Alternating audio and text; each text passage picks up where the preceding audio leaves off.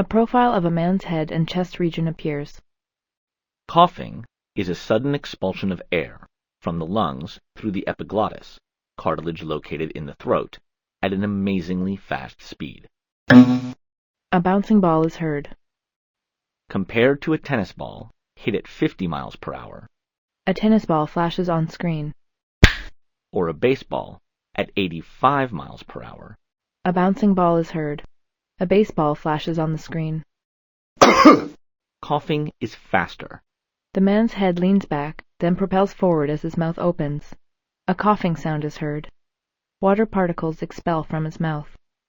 With an estimated speed of 100 miles per hour. With such a strong force of air, coughing is the body's mechanism for clearing the breathing passageways of unwanted irritants. The man's skin becomes transparent to reveal his mouth, windpipe, esophagus, breastbone, and lungs. Let's take a look at the vocal cords prior to a cough.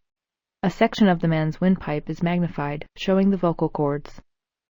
In order for a cough to occur, several events need to take place in sequence. A cup appears. The man drinks from this through a straw. A slurping noise is heard. Water moves from the mouth into the esophagus and windpipe.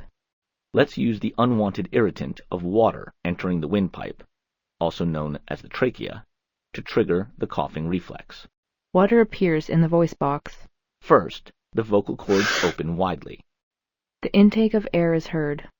allowing additional air to pass through the lungs. Then the epiglottis closes off the windpipe. The man's throat is shown with the epiglottis at the back of the throat. The epiglottis moves downward to shut the windpipe. And simultaneously, the abdominal and rib muscles contract, The man's chest expands and deflates. increasing the pressure behind the epiglottis. With the increased pressure, the air is forcefully expelled and creates a rushing sound as it moves very quickly past the vocal cords.